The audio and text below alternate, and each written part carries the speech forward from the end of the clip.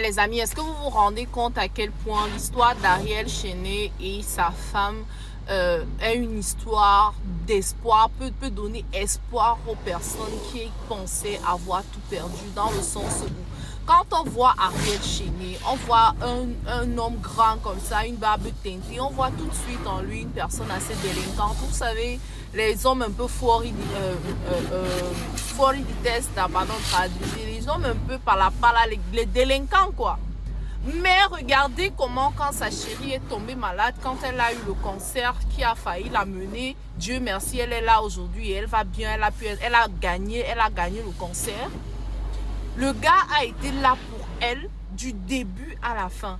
Et est-ce que vous vous rendez compte par la même occasion que pendant une maladie, même seulement les personnes qui sont autour de vous peuvent vous permettre de retrouver la santé assez facilement. C'est vrai que ce ne sont pas les personnes qui sont autour de vous qui vont vous soigner, c'est la grâce de Dieu, c'est les médicaments, c'est tout. Mais rien que le fait d'avoir du soutien, rien que le fait d'avoir une personne qui vous dit tous les jours, malgré que tu es malade, je t'aime, malgré que tu perds tes cheveux, je t'aime, malgré que tu ne vas pas très bien, je t'aime. Franchement, c'est quelque chose d'incroyable. Depuis hier que j'ai regardé les images de leur mariage et tout, je me suis dit, ouais, est-ce que cette histoire peut apprendre à d'autres personnes? Donc, en conclusion, choisissons bien nos partenaires, que ce soit les hommes ou les femmes. Écoutez les amis, il y a des hommes ou bien des femmes. Genre, tu es avec une femme, elle te dit je t'aime matin, midi, soir.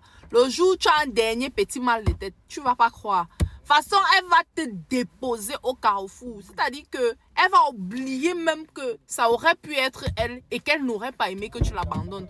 De la même manière que tu vas être avec ton père là, tout va bien entre vous. En fait, tu crois, tu as l'impression que tout va bien entre vous. Dès le moment où tu as mal aux pieds, mal à la dent, mal au doigt, c'est là que tu vas comprendre pourquoi est-ce que beaucoup n'a pas S. On va te déposer au carrefour, tu ne vas pas croire. Tu ne vas pas croire que c'est la personne qui te disait je t'aime matin, midi, soir là, qui est en train de t'abandonner comme une moins que rien, sans jamais se soucier de ce que tu vas ressentir, sans jamais se dire que déjà la maladie est en train de te ronger, mais que le chagrin que la personne est en train de te faire subir à ce moment-là pourrait être le coup fatal qui t'entraînera 6 pieds sous terre. Comme quoi, choisissons bien nos gens et ne jugeons pas les gens par les apparences. Parce que je connais beaucoup de personnes, dès qu'ils vont voir une fille avec le tatouage, ouais, non, les filles au tatouage, comme ça, ce ne sont pas des filles épousées.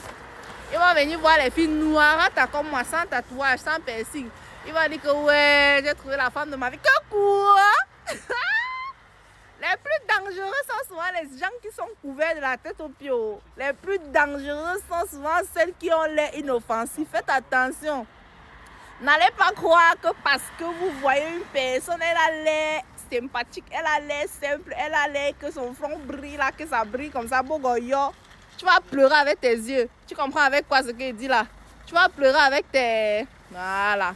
Après, ne partez pas dire que vous n'étiez pas au courant. De toutes les façons, ça, tout le monde le sait. On fait seulement souvent semblant parce qu'on veut dire, oh non, je suis amoureuse, je